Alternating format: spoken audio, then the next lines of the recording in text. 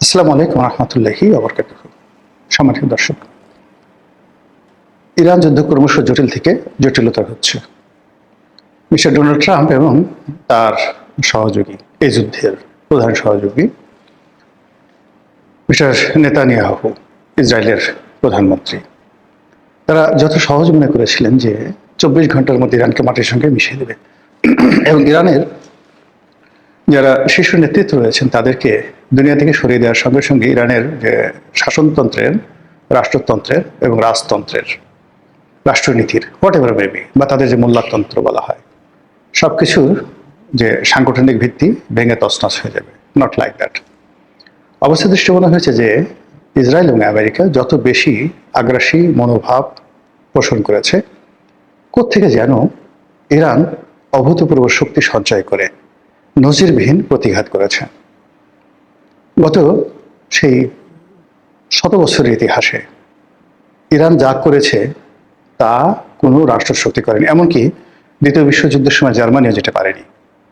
একই সঙ্গে শূন্য হাতে 17টি রাষ্ট্রে আক্রমণ করছে।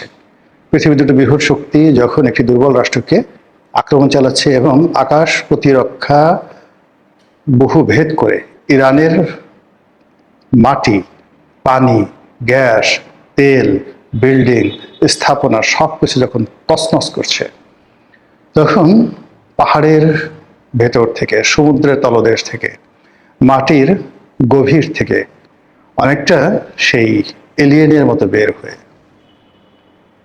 পার্শ্ববর্তী আরব রাষ্ট্রগুলোতে, যেখানে আমেরিকার ঘাঁটি রয়েছে, এরকম 17টি দেশের ঘাঁটিগুলোতে উপর্যুপরি যেভাবে ইরান হামলা চালাচ্ছে, সারা বিশ্বের যে যুদ্ধের ইতিহাস সব এলোমেলো হয়ে গেছে।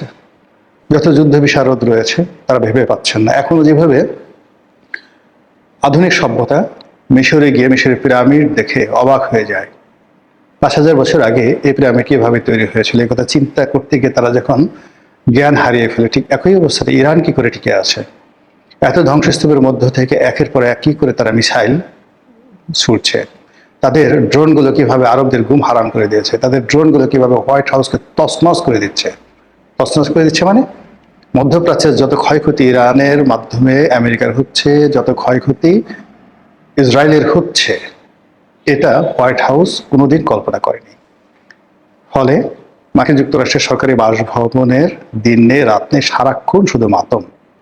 কি হলো, কিভাবে এখান থেকে ফিরে আসব, কিভাবে আমরা এর পরিণতি ভোগ করবো। যে ঘটনাগুলো আমরা জানতে পারছি, আমেরিকার যে দম্ভগুলো ছিল, তাদের সবচেয়ে বড় রণতরী আব্রাহাম লিঙ্কন, এটি ধ্বংস করে দেওয়া হয়েছে ইরানের পক্ষ থেকে। অকল্পনীয়।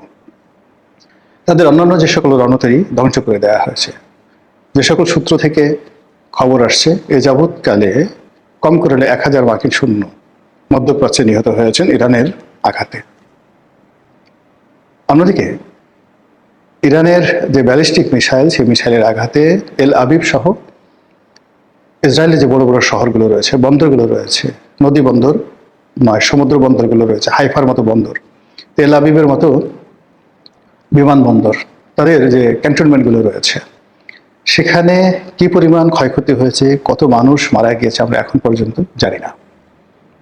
ইতিমধ্যে হিজবুল্লাহ লেবানন থেকে যেভাবে আক্রমণ চালাচ্ছে, এই আক্রমণ ইসরায়েলকে তছনছ করে দিচ্ছে। আপনাদের মনে আছে যে এর আগে কেবলমাত্র হিজবুল্লাহর সাথে কিন্তু ইসরায়েল যুদ্ধ করে পারেনি, এবং সেই হিজবুল্লাহ ভার্সেস ইসরায়েলের যুদ্ধে তখন ইসরায়েলকে নতজানু হয়ে হিজবুল্লাহর সাথে যুদ্ধবিরতি করতে হয়েছিল।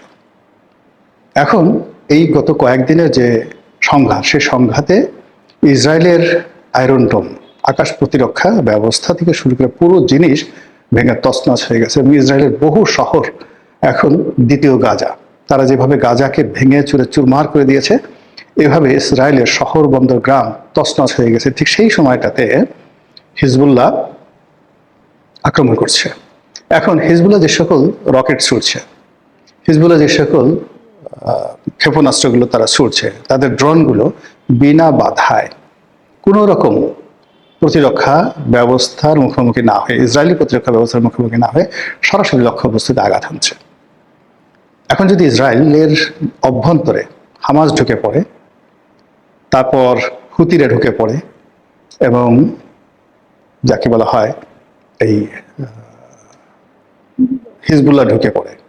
এর বাইরে অন্যান্য যে সকল মুসলিম মিলিট্যান্ট রয়েছে তারা যে দলে দলে যুদ্ধ করার জন্য ঢুকে পড়ে, ইসরায়েলের যে চিহ্ন পৃথিবীর মানচিত্র থেকে মুছে যাবে, থাকবেই না।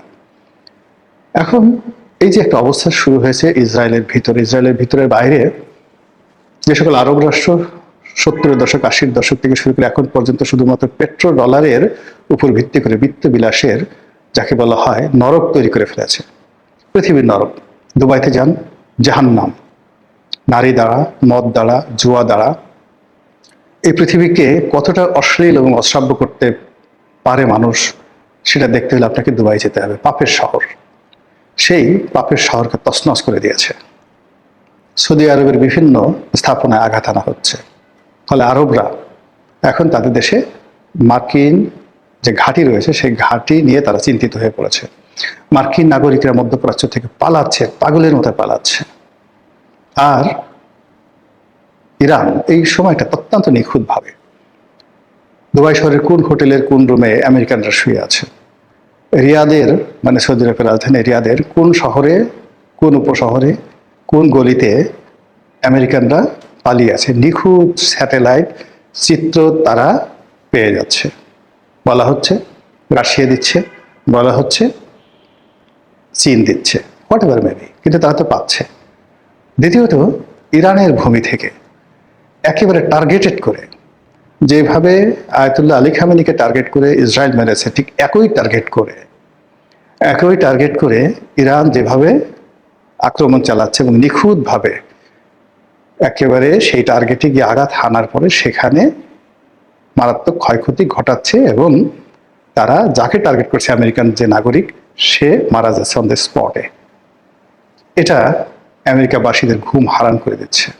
তাই প্রতিদিন বড় বড় প্লেন ভরে ভরে তারা এই আমেরিকার সৈন্যদের যে লাশ এটি যখন মার্কিন ভূখণ্ডে পৌঁছে যাচ্ছে তখন সেখানে হৃদয় বিদারক দৃশ্য তৈরি হচ্ছে। ডোনাল্ড ট্রাম্প রীতিমতো ভারসাম্য হারিয়ে ফেলেছেন। এমনি তিনি মিথ্যা কথা বলার জন্য খুব কুখ্যাত।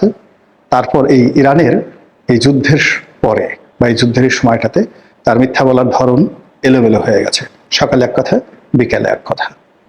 আর এরই মধ্যে ইরান কোত্থেকে শক্তি পাচ্ছে, কিভাবে পাচ্ছে একমাত্র আল্লাহ জানেন, আমরা জানি না। এমনকি চীন বা রাশিয়া তাদেরকে কোনো অস্ত্র দিচ্ছে, উত্তর কোরিয়া তাদেরকে অস্ত্র দিচ্ছে, এরকম কোনো প্রমাণ আমেরিকাও দেখাতে পারেনি, কিন্তু ঘটনা ঘটে যাচ্ছে।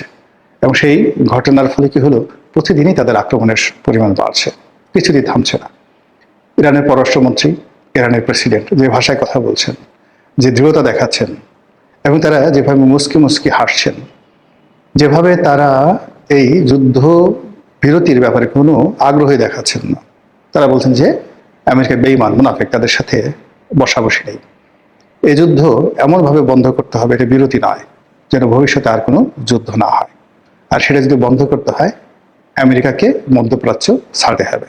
এই যুদ্ধের ক্ষয়ক্ষতি যা হয়েছে সেটা তাদেরকে পুষিয়ে দিতে হবে এবং ইরান নামক রাষ্ট্রের বিরুদ্ধে তারা যাবৎ যে সকল শয়তানি করেছে এইগুলোর লভ্যাংশ সহ ইরানকে ফেরত দিতে হবে।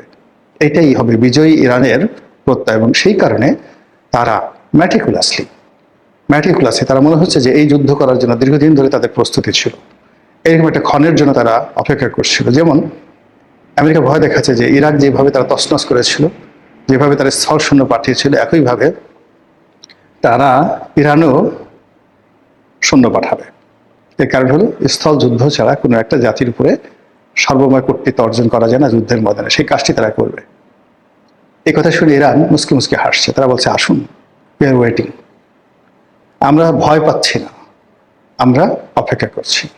তার আরও বলার চেষ্টা করছে যে আমরা যে যুদ্ধ করছি সে ম্যাটার অফ আওয়ার ডিগনিটি, আমরা এই ডিগনিটি যে কোনো জিনিসের বিনিময়ে বিক্রি করতে রাজি নই। মৃত্যু আমার জন্য অপরিহার্য, মৃত্যু আমাদের জন্য অনিবার্য, আর আমরা সেই মৃত্যুর পর থেকে বেছে নেব যতক্ষণ আছি, জীবিত আছি। আমরা লড়াই করে যাব, কিন্তু কোনো কিছুর বিনিময়ে আমরা নতজানু হব না এবং নিজেকে বিক্রি করব না।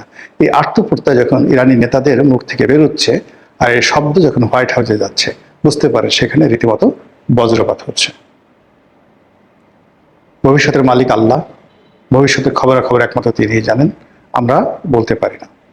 কাজেই ইরানের যে যুদ্ধ চলছে, যে অসম যুদ্ধ চলছে, যে জাহিলিপনা চলছে, যে জুলুম চলছে, আমরা চাই যারা সাধারণ আমজনতা এটার একটা প্রাকৃতিক বিচার হোক।